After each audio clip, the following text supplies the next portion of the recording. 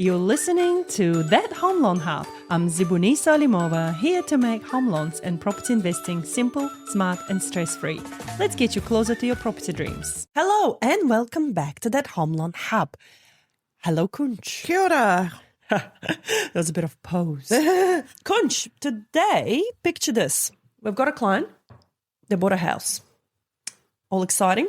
Mm-hmm. They've got the keys. They move in. Mm-hmm. What happens then? Yeah. Let's talk about that. Let's talk about what happens after, or like a couple of key things to think about after you buy your first home. All right. So one thing I thought about was your KiwiSaver. So you've used up your KiwiSaver to purchase your first home as your deposit. Now you can't touch it anymore till you're 65. Mm-hmm. Yeah. So imagine you're, early 30s, and now you've got another 35 years of KiwiSaver. What do you do with it? So it's a good time to review the fund you're in. This is not financial advice because I'm not a KiwiSaver expert, but good time to, review the fund, because when you're using it to buy your first home, there's genuinely a first home buyer fund that most providers have. Which is non-aggressive, correct. Usually, low risk, because you don't want to risk losing your whole deposit if you're about to buy a house. So normally you would be on a low risk profile, but it wouldn't generate you as much return. Mm-hmm. But once you bought a house, then you could reconsider what sort of fund you're in. Yeah, awesome. Yeah, so just to reconsider that and just make sure that, it's working the way you want it to work. Interesting. Yeah, I don't think a lot of people think of that. No. Okay, cool. Number two. So number two, obviously you have to have home insurance, right? When you buy your home. Mm-hmm. Absolute must. It's a must. It's a condition of the banks or the lenders as well to have insurance.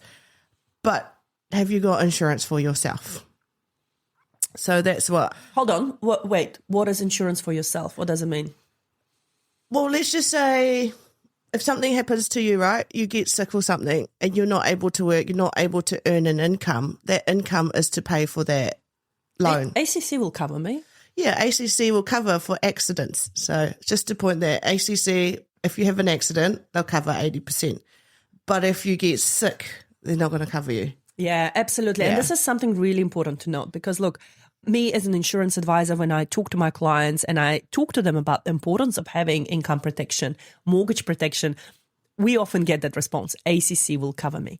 ACC will not cover you if you've got cancer. Yeah. If you just, had cancer as a result of sun exposure, for instance, that's not an ACC related topic. No. Yeah, so sickness more.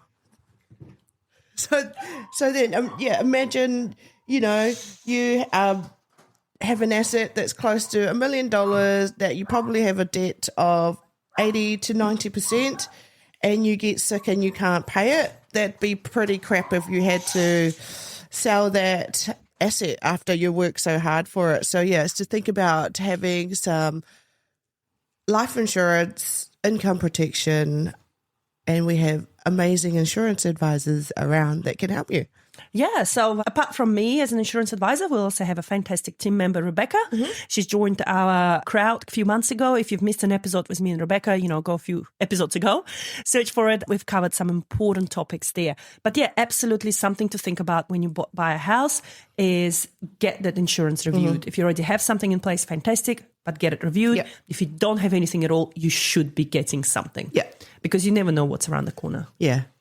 And then point 3, I thought I'd just do 3 points. Point 3, obviously when you buy a house, we recommend that you have some cash set aside, right? Mm-hmm. Like to pay for the registered valuation and lawyers' fees and things like that. After buying the house, recommendation is also to have that at least 2 mortgage repayments saved, tucked away in a rainy day account sort of thing. That just gives you a bit of leverage in case there's a glitch or something in terms of your pay, or if you went on a holiday and you're like, oh, actually I want to skip that mortgage payment, but because I've got 2 pay saved sort of thing. Wow, you're very kind to them. You're saying 2. Oh, well, I 2? usually say 3 months. You should have a buffer of at least 3 months. And I'll tell you the reason why I said that. Because again, with insurances, when you get a mortgage insurance, you've got a stand down period and you can wait either 4 weeks, 8 weeks or 13 weeks for the insurance to kick off paying. If you wait 4 weeks, your insurance is usually more expensive. If you wait 8 weeks, it's a bit cheaper. 13 weeks, even cheaper. So normally I say if you have at least 3 months buffer for your mortgage protection, for your mortgage repayments, and then mortgage protection kicks in, that's usually a good balance to have. So yeah, absolutely. Calculate what your repayments. Mine was 2 pays, so yeah, when you go on holiday, not when you get sick.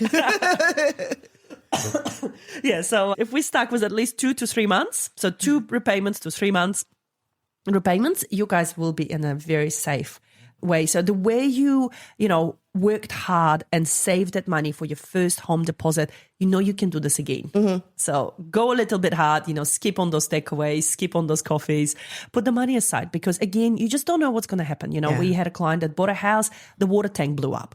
We had a client that bought a house and discovered holes in the roof, so all sorts of things can happen and you need extra buffer. So don't spend all of your money as a deposit. And this is where, we try to usually pull you back and go, don't be emotional. Don't buy the house with emotion because you will overspend it. Correct.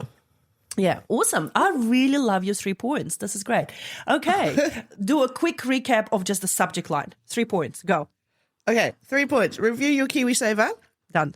Make sure you have some sort of protection for yourself, so life insurance, and then have some buffer in your savings account. Love it. Absolutely love it. Awesome. Thank you, Kunch, so much. And for those that have missed, Kunch and I actually did a whole entire season of episodes on how to buy your first home.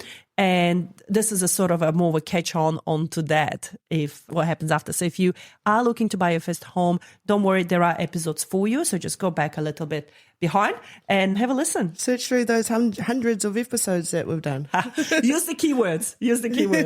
Awesome. Thank you guys so much and talk soon. Thanks. Bye. All right. And that's a wrap on That Home Loan Hub. Don't forget to hit subscribe and join me next time for more property tips and tricks. Your next smart move starts here.